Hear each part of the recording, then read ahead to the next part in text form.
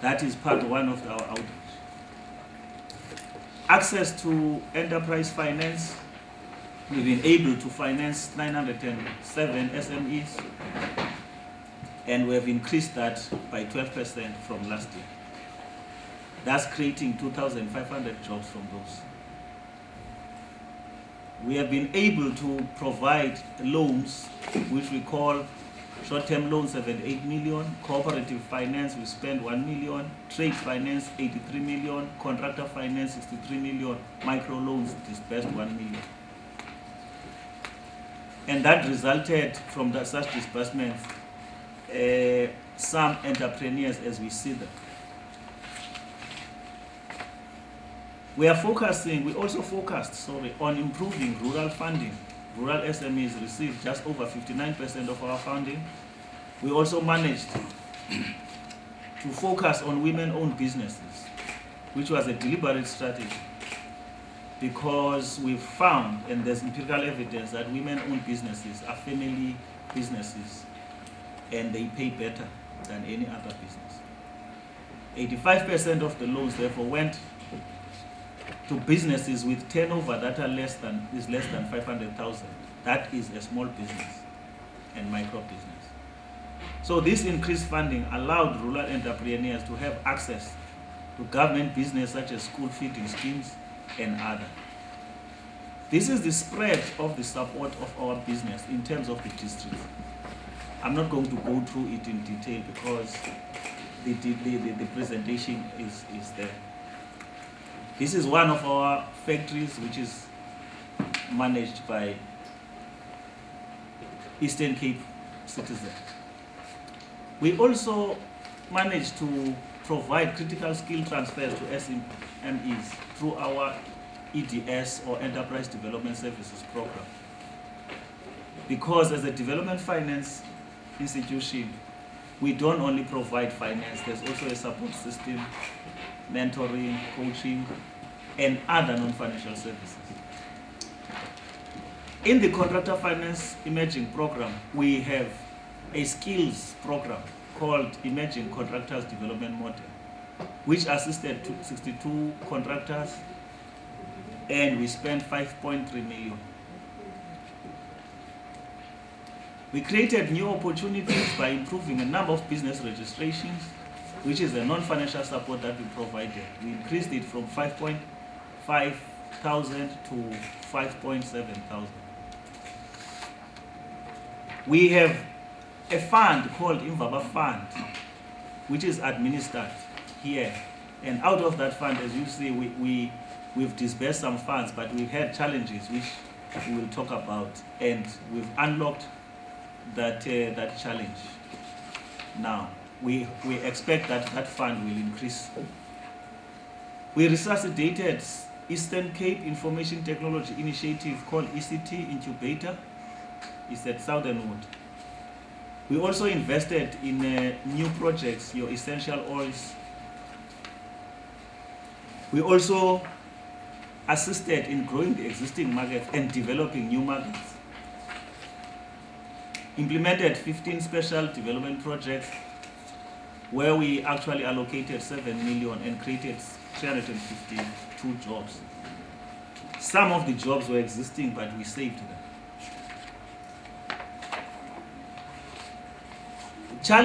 We had a challenge in securing commercial partners, of course, for community-based projects.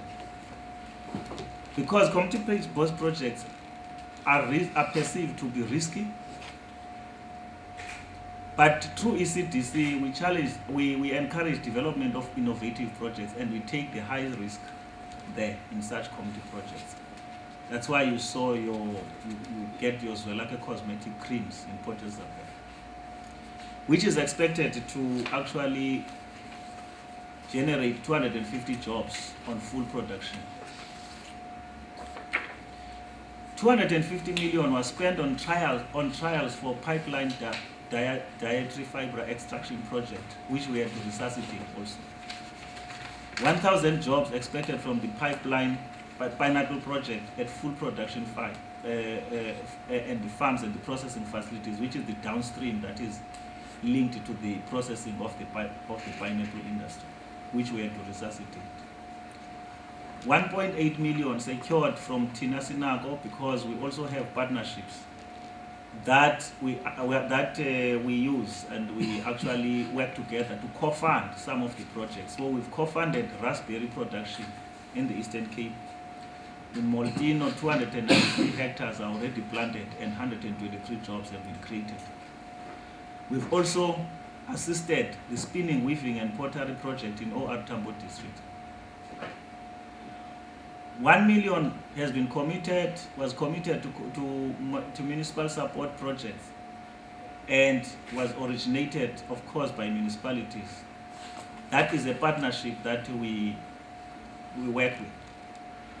We also have another partnership with Matole Development Agents, Aspire, which has got access to 273 million to regenerate the infrastructure of the small towns. We call it small town regeneration and regeneration.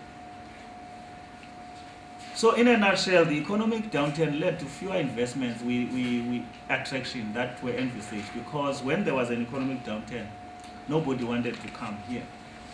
So we had to take the risks more. So we accept that the investment attraction did not fare well. We only facilitated 19 investments. The value of such investments was 592 million, which is below our target that we had set. The number of jobs created and saved is 1.6. We are working on a new project called the electric car. It's called the Joule, which will be in East London, IDZ, and we've taken risks there with other strategic partners. The framework for provincial-wide single-number customer care line was developed and is working. And the infrastructure is also placed at Kucha in East London for 1,500 and 500-seater call centers respectively. Eastern Cape now is the second largest aquaculture producing province, and this is as per national benchmarking survey. We've increased the value of exports to 430 million through our export and trade promotion programs. 26 new exporters have been assisted through this, which is up from 22. 33 existing exporters were assisted, and ECDC's export of electronic platform contributed more than 30% to export volume generated through ECDC facilitation. We have the call center at Kucha, there it is. The investment platforms through property portfolio.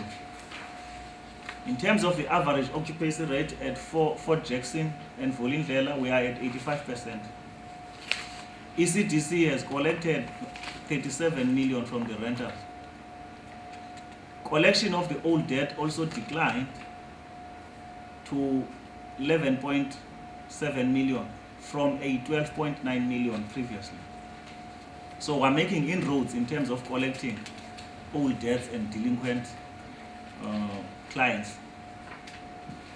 We have some of the factories that we've supported. In summary, and hopefully I'm still going to go to a nutshell in what I'm saying succinctly.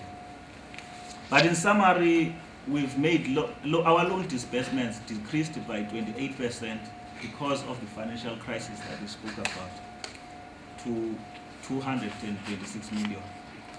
But we managed to increase the direct support to SMEs from 800 to 907, I'm sorry. Small businesses in rural areas also received more than half of our funding, and women-owned business received 37%. 85% of our loans went to businesses with turnover of less than 500,000.